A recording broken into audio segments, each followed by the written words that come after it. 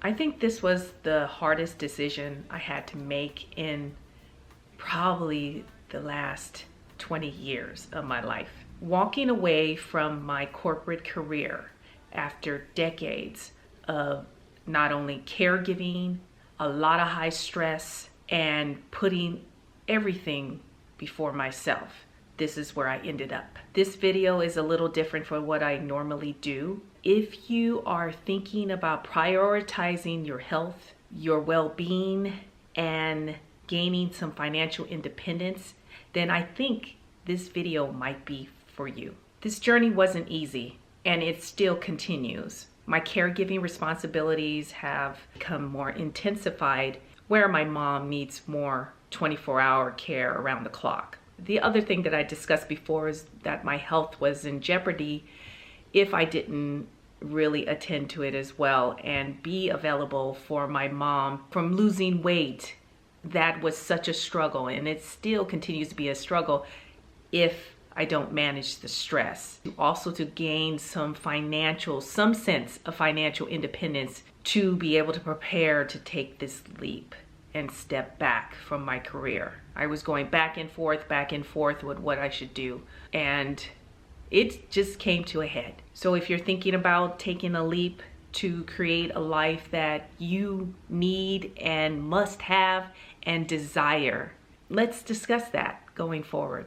So the realization of the stress, the caregiving responsibilities that I've been dealing with have really come to a head. This is where I knew I had to wake up and really do it differently, think differently, and really look at it as more as an opportunity than a problem to solve. I recognize that the life balance that I always preach, it wasn't really happening for me, and that there were moments of the balance. And I know you can't really be balanced all the way around in every aspect of your life at one time, but I do realize that if it is such an extreme in the negative direction, then I'm going to pay for it, and it's not going to be pretty. Ending up in the hospital, in the ER, any of these things that had been a scare for myself had really became my wake-up call.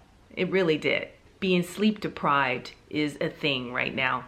I'm trying to get better with it and trying to work with my mom's schedule and how she sleeps, but really it's like 2 hours here, 4 hours there, and then I'm awakened. And you know, sometimes I had a grip in that it was working out for a couple of days where I actually get 6 hours a day of sleep. But for women, we know we need more than that. 7 to 9 hours is pretty much the norm that's necessary to handle our hormone balancing, all the health that comes with the stresses of menopause. These are a lot of things that come into play, but if that sleep is not there, hey, the weight ain't dropping either.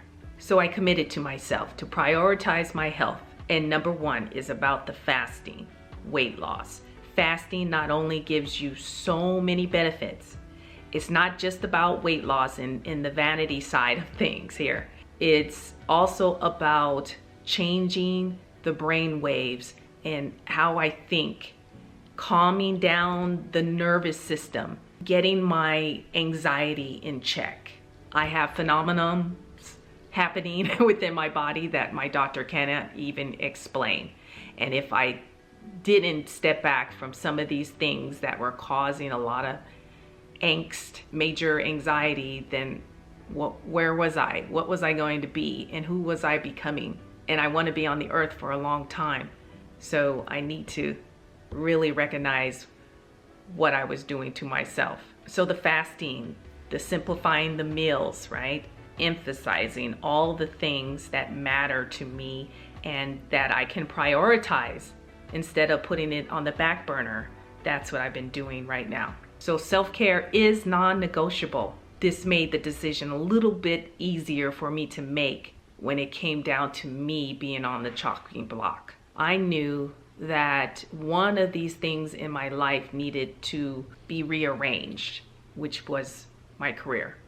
And spending time with her has been priceless. Understanding her because she has aphasia, so she cannot speak. When I say that, she says a couple of words. So I really need to be in front of her and be present with her and to spend the time that I have with her while she's here. So this is more about planning and prepping if you're making this type of decision to step back from your career.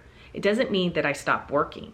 I work in a different way, non-traditionally, which is like here on this YouTube channel. I will be bringing products into fruition. I'm getting there. I'm chipping at it little by little, but it does help really to support the channel. So that means me to be able to continue to create content. So I hope you'll stick around for that. If I can't provide value, then what am I doing here in the first place? So I'm really that type of person that budgets, not necessarily down to the detail where I'm just driving myself nuts. I'm gonna say about a year and a half ago, I paid off my car. I have low mileage, so I know that I can keep this car probably for the next 10 to 15 years if I really want to. I paid off my credit cards. Yeah, okay, I did have a little bit of a credit card situation recently because there was some unexpected expenses when it came to the house, but we're paying that off right away. Setting up automatic deposits that transfer out of your regular checking account is the thing that I set up for each check that I receive. Always had savings happening no matter what. So whatever what I was left with in my checking account, that's what I worked with for the month. Always something goes out of each check, no matter where I'm getting it from. Even for YouTube, I make sure that there's at least 25 to 30% that is going out of my site into another banking account that I don't look at as often, that I'm not operating out of sight, out of mind. At least in your daily living and spending, that's the best way of saving. Now, this is in addition to my regular savings of a 401k, IRA accounts, any of those, my CDs, I have those as well. So I like to think that I have a pretty balanced portfolio. At the same time, it's not, millions of dollars, not even close, but I do have enough savings that I can sustain myself for a year in expenses that I've already have today. So this kind of gave me more of courage to be able to walk away. Financial preparation will give you that bold push so that you have choices in life versus feeling like you're backed into a corner. So there are emotional challenges here. The fear of the unknown. Choosing to let go is a big deal. And that's what I had to really wrestle with in my mind and my spirit. I prayed on it. I spoke with God, obviously having the faith that He's leading me in the right direction, because He is. If there's lessons to learn on the way, that's even more outstanding, which I look forward to, and I embrace the lessons that are to come because I know it's not easy and it won't be easy. Choosing to let go, that's when life began for me. So what are you doing to choosing to let go? What is it that you're planning to let go of?